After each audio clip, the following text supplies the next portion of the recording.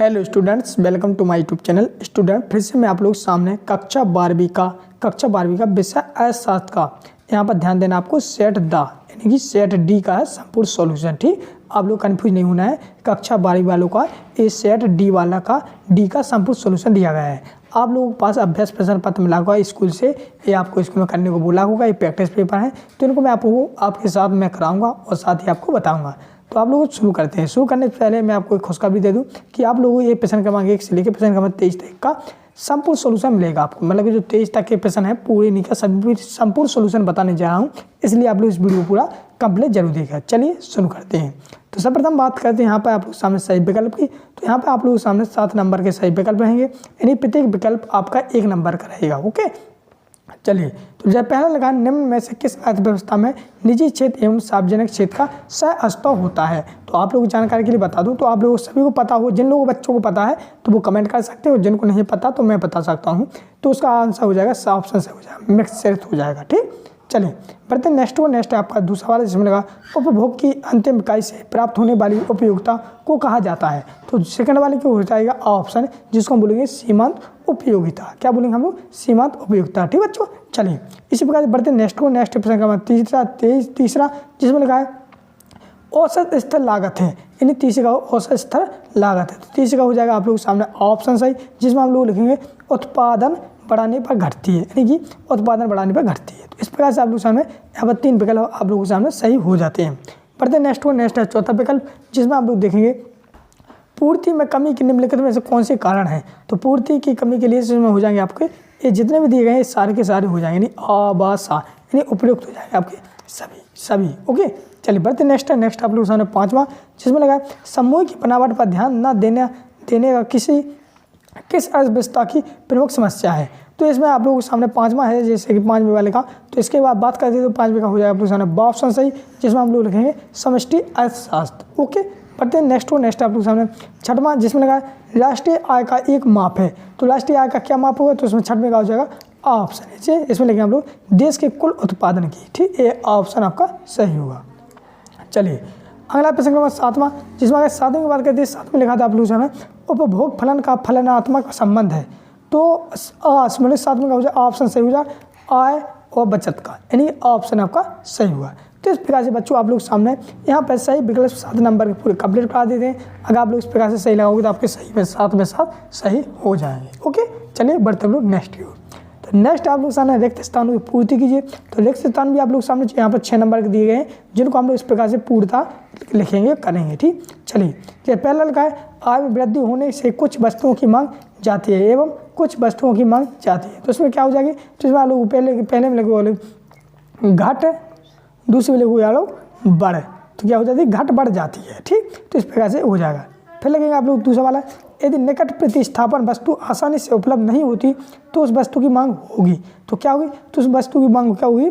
बेचोलवाद, यानी बेलोचदार। ठीक, इस प्रकार से हो जाए दूसरा। चलिए तीसरी की बात करते हैं। तीसरी में लिखा आपका औसत लागत तथा सीमांत लागत दोनों ही लागत से ज्ञात की जाती है। तो इसमें हो जाएगी प्रति इकाई लागत। तो क्या लोग प्रति इकाई लागत। ठीक, ये हो जाएगा तीसरा ऑप्शन।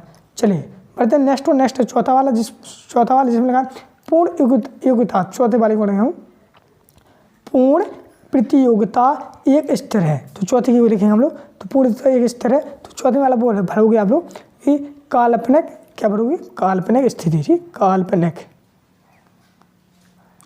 काल्पनिक स्थिति। ओके, चलिए इस बार बढ़ते नेक्स्ट आपका 5वां, जिसमें आप लोग लिखोगे कि अर्थव्यवस्था की व्यादशा, जिसमें मुद्रा का मूल घटता था वस्तुओं का मूल बढ़ता है। तो इसमें आप लोग लिखोगे मुद्रावस्था की व्यादशा है। ठीक, इसमें मुद्रा भर देंगे यहाँ पर 5 वाले में। अगला आप लोग सामने 6वां, जिसमें लगा प्रभावी मांग का विचार ने प्रस्तुत किया। तो यहाँ पर 6वें की बात करते हैं। 6वें हो जाए किन्स। क्या लिखोगे आप लोग? किन्स, इस प्रकार से। तो इस प्रकार से आप लोग सामने देख सकते हैं उनकी पूर्ति कंप्लीट हो जाती है। ओके, चलिए बढ़ते हम नेक्स्ट आप लोग सामने सही जोड़ियाँ बनाइए। तो सही जोड़ियाँ लेंगे आप लोग इस प्रकार से, जैसे पहले लगा तदृष्टता वृक्क। तो इसमें पहले का हो जाएगा ख ऑप्शन सही हो जाएगा, जिसमें लिखोगे आप लोग एक दूसरे को नहीं काटते, नहीं, इसमें पहले का हो जाएगा। दूसरा लगा मूल एवं मांग में। तो दूसरे क्या लेगा? मूल एवं मांग में। तो इसका हो जाएगा आपका विपरीत संबंध है। तीसरा लगा सामान्य मूल्य बराबर होता है, तो तीसरा हो जाएगा आपका घा घड़ी से औसत लागत। ठीक, फिर चौथा है, हाँ तीसरा था, ये चौथा वाला नंबर गलत डला है पर लेकिन चौथा वाला है। तो वस्तु की पूर्ति का संबंध, तो चौथे वाले का हो जाएगा आप लोग गा गमला से। ठीक, इस प्रकार से गा गमला से लिखो वस्तु की लागत से। पांचवा लगा अधिकतम बजट, तो पांचवे का हो जाएगा 4 चम्मच से, इससे। और छठवां प्रतिभूति विनिमय, तो इससे हो जाएगा स्टॉक एक्सचेंज शेयर। तो इस प्रकार से आप लोग सामने यहाँ पर सही जुड़ियाँ पूरी तरह से कंप्लीट हो जाती हैं। बढ़ते हैं हम लोग नेक्स्ट आप लोग सामने निम्नलिखित प्रश्नों को उत्तर एक शब्द एक वाक्य में लिखिए। ओके बच्चों, चलिए हम लोग लिखते हैं जल्दी जल्दी। तो यहाँ पर पहला लगा आप लोग सामने बजट रेखा का दूसरा नाम था, क्या है या क्या है, तो आप लोग लिखोगे कीमत रेखा। ठीक, ये लिख दोगे। चलिए फिर लगा दूसरा उत्पादन फलन कितने प्रकार के होते हैं, तो आप लोग लिखोगे 2 प्रकार के।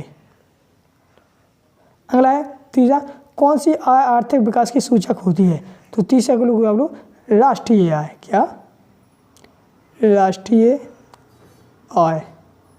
ठीक, चौथा लगा आपका राष्ट्रीय आय का अध्ययन किस अर्थव्यवस्था में किया जाता है, तो चौथे लोग समष्टि अर्थशास्त्र में, समष्टि अर्थशास्त्र। ठीक, अर्थशास्त्र में। पाँच लगा पूंजी की सीमांत दर कितने किसके बराबर होती है, तो पाँचवें लोगों को प्रतिफल व्यक्ति लिखोगे, पाँचवें का प्रतिफल की प्रति व्यक्ति दर के बराबर थी, दर के बराबर थी, प्रति व्यक्ति दर के बराबर। ठीक, आगे समझे, मुँह से बोल दिया, अगर लिखते हैं आपको समझ में आया हो तो। छठवां लिखा है यहाँ पर पूर्ण रोजगार हेतु किस में वृद्धि में आवश्यकता होती है, तो आप लोग होंगे प्रभाव पूर्ण मांग में वृद्धि। ओके, इस प्रकार से आप लोग सामने एक वाक्य में एक शब्द तक कंप्लीट हो जाते हैं। चलिए बढ़ते हैं नेक्स्ट आप लोग सामने प्रश्न क्रमांक 5वां, जिसमें लिखा था शत आपको करना है। चलिए हम लोग शत भी कर लेते हैं। ये पहला लगा है एडम स्मिथ को आधुनिक अर्थव्यवस्था का जनक कहा जाता है, तो ये आपका पहला हो जाएगा सत्य। दूसरा लगा है मांग वक्र को औसत आगमन वक्र भी कहते हैं, तो हाँ हो जाएगा सत्य। तीसरा लगा है स्टॉक परिवर्तन का प्रवाह है, हाँ चौथा का हो जाएगा सत्य। तीसरा भी सत्य हो जाएगा, चौथा भी सत्य हो जाएगा। चौथा हम पहला होगा, दूसरा चौथा भी आपका सत्य हो जाएगा। पाँचवा लिखा है यहाँ पर कि जिस अनुपात में आय बढ़ती है उसी अनुपात को हम व्यक्त करते हैं, गलत हो जाएगा। ठीक, पाँचवा गलत आएगा। छठवां आप लोगों के सामने यहाँ पर लिखा है भुगतान क्षेत्र का पूंजी खाता हमें ऋणों के द्वारा, तो छठवां आपका सात सही हो जाएगा और सातवां भी आपका सत्य हो जाएगा। तो इस प्रकार से आप लोग सामने यहाँ पर सत पूरी तरह से कंप्लीट हो जाते हैं। चलिए बढ़ते हम लोग नेक्स्ट रहेंगे आप लोग सामने। यहाँ पर क्वेश्चन दिए गए जो आप लोग देखोगे तो हम लोग को भी कंप्लीट करेंगे। तो चलिए हम लोग बढ़ते हैं नेक्स्ट। तो नेक्स्ट आप लोग सामने दिए गए हैं, जिस प्रकार से आप लोग देख पढ़ोगे, जैसे कि यहाँ पर दो नंबर में तो उनको हम छोटा लिखेंगे। जैसे पहला लगा अर्थव्यवस्था की कोई 2 केंद्रीय समस्याओं को लिखिए। सातवां कुल उत्पादन का अर्थ लिखिए। ठीक, इसी प्रकार से हम बढ़ेंगे नेक्स्ट को। ठीक, तो सातवां हो गया, तो 8वां प्रश्न है, 9वां प्रश्न है, 10वां, ये सारे के सारे प्रश्न है। आपको इस प्रकार से पूरा पेपर मिला होगा। तो चलिए हम लोग पूरे 23 तक के प्रश्न देख लेते हैं। 23 प्रश्न दिए हैं, इन 23 तक के प्रश्न को हम देखते हैं। तो सर्वप्रथम बात करते हैं प्रश्न क्रमांक 6वां की। प्रश्न क्रमांक 6वां दिया गया है, 6वें का उत्तर लिखा है। जो आप लोग वीडियो को रोकेंगे उसको अच्छी तरह से लिखेंगे, पढ़ेंगे और सीखेंगे भी। ठीक, चलिए पहला लगा अर्थव्यवस्था के उत्पादन को व्यक्ति विशेष के बीच किस प्रकार विभाजित किया जाना चाहिए, तो इसका आंसर आप लोग यहाँ से हो जाएगा। किसको अधिक मात्रा प्राप्त होगी तथा किसको कम होगी, ऐसा सुनिश्चित किया जाए अथवा नहीं कि अर्थव्यवस्था की सभी व्यक्तियों को उपयोग की न्यूनतम मात्रा उपलब्ध हो, ये सभी भी अर्थव्यवस्था की केंद्रीय समस्याएं हैं। तो आप लोग यहाँ से उत्तर डाल देंगे। ठीक, चलिए इसी प्रकार से बढ़ते हैं नेक्स्ट आप लोग सातवां प्रश्न लिखा है इस प्रकार से कुल उत्पादन का। ठीक, तो आप लोग यहाँ से लिखेंगे उत्तर डालेंगे। कुल उत्पादन आप ऐसे किसी वस्तु के उस कुल उत्पादन से है जो एक आगत जैसे श्रम के रोजगार के लिए एक निश्चित स्तर द्वारा प्राप्त होता है, जबकि अन्य आगतों की मात्रा अपरिवर्तित रहती है। कुल उत्पादन को श्रम की इकाइयों को बढ़ाने व घटाने से बढ़ाया व घटाया जा सकता है। ओके बच्चों, इस प्रकार से आप लोग सामने 7वां प्रश्न हो जाता है। बढ़ते नेक्स्ट प्रश्न क्रमांक 8वां, जिसको आप लोग उत्तर डालेंगे यहाँ से, यहाँ उत्तर डालेंगे और पूरा आप लोग इसको लिख देंगे। ठीक, चलिए आप लोग ओनली वीडियो रोकना है और लिखना है। चलिए बढ़ते नेक्स्ट प्रश्न क्रमांक 9वां। तो 9वें का वीडियो आप लोग सामने इस प्रकार से, तो इस प्रकार से उत्तर दिया है। इस वीडियो को रोकना है, आपको लिख लेना है, पढ़ना है, लिखना सीखना है। 10वें प्रश्न की बात करते हैं। 10वें प्रश्न आप लोगों के सामने दिया गया था, तो उस प्रश्न का उत्तर आप लोगों के सामने यहाँ से लिखना है, यहाँ से लिखेंगे। परिवार फर्मों को सेवाएं प्रदान करते हैं और फर्मों को परिवारों को वस्तुएं प्रदान करती है जिनका परिवार निरंतर चलता रहता है, इसी को ही आय का चक्रीय या वास्तविक प्रवाह कहते हैं। तो ये 10वें का आंसर आप लोगों के सामने पूरी तरह से कंप्लीट हो जाता है। बढ़ते नेक्स्ट प्रश्न का 11वां, जिसमें हम लोगों को राष्ट्रीय आय के महत्व लिखना है। तो आप लोग 11वें का आंसर इस प्रकार से पूरा कंप्लीट कर लेंगे। ठीक, वीडियो को रुकना है, कर लेना है। अगला प्रश्न नंबर 12वां, प्रश्न नंबर 12वें का आंसर आप लोग सामने इस प्रकार से दिया गया है, जो नगद के ऊपर दिया गया था। तो इस प्रकार से आप लोग सामने ये आंसर 12वें का हो जाता है। बढ़ते नेक्स्ट प्रश्न नंबर 13वां, जिसमें हम लोग को जेबीसी के बाजार के नियम लिख के बारे में लिखना था। तो आप लोग इस प्रकार से जेबीसी के बाजार के नियम लिख सकते हो, ठीक, उन्हीं के अनुसार। तो ये 13वें का आंसर हो जाता है। बढ़ते नेक्स्ट प्रश्न नंबर 14, जिसमें तरलता से रिलेटेड प्रश्न पूछा गया था। तो तरलता का अर्थ होता है ये। तो आप लोग इसको पूरी तरह से वीडियो को रोकेंगे, पूरा लिखेंगे कंप्लीट। बढ़ते नेक्स्ट है आप लोग प्रश्न नंबर 15वां। तो 15वें प्रश्न का आंसर इस प्रकार से रहेगा, जो आप लोगों को वीडियो को रोकना है, लिखना है, पढ़ना है, सीखना है। अगला प्रश्न क्रमांक बढ़ते हैं हम लोग 16वें प्रश्न क्रमांक 16वें का आंसर इस प्रकार से दिया गया है, जिसको आप लोग वीडियो को रोक कर पूरा कंप्लीट कर लेना है। 17वें प्रश्न का इस प्रकार से दिया गया है, जिसको आप लोग पढ़ना है, सीखना है, लिखना है। 18वें प्रश्न का आंसर ये रहा, ठीक। 19वें प्रश्न का आंसर ये रहा, जो आप लोग एक अच्छे मुद्दा के पदार्थ के लिखेंगे गुण, तो एक गुण हो जाएंगे 2 ठग्गा, ठीक। तो इस प्रकार से आप पूरा कंप्लीट 19 का आंसर लिख देंगे। 19 के बाद 20वें प्रश्न है। तो 20वें प्रश्न का आप लोग उत्तर यहीं से लिखेंगे, मांग के नियम दिया गया है। तो इस पूरा 20वें का पूरा आंसर हो जाता है।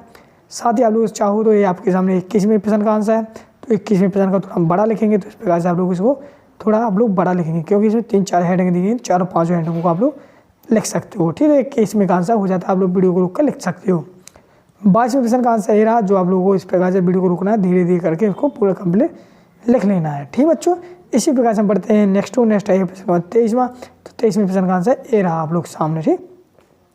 इस प्रकार से आप लोग सामने 23वें का आंसर हो जाता है। तो इस प्रकार से आप लोग सामने 23वें का आंसर पूरे कंप्लीट होते हैं। साथ ही आप लोगों को खुशखबरी देने वाला हूँ कि आप लोग चैनल को नए हो तो सब्सक्राइब जरूर कर लेना, क्योंकि कक्षा 12वीं बच्चे काफ़ी ज़्यादा जुड़ चुके हैं। हमारा अर्थशास्त्र का जो वीडियो मैंने अर्थशास्त्र का सेट भी बताया था, काफ़ी बच्चों को पसंद आया है। अगर आप लोगों को नहीं आया तो आप लोग जरूर लाइक करें, शेयर करें, और डिस्कशन टेलीग्राम ग्रुप की लिंक दी है, टेलीग्राम ग्रुप को जरूर ज्वाइन करें। मिलते हैं नेक्स्ट वीडियो में, तब तक के लिए जय हिंद, जय भारत।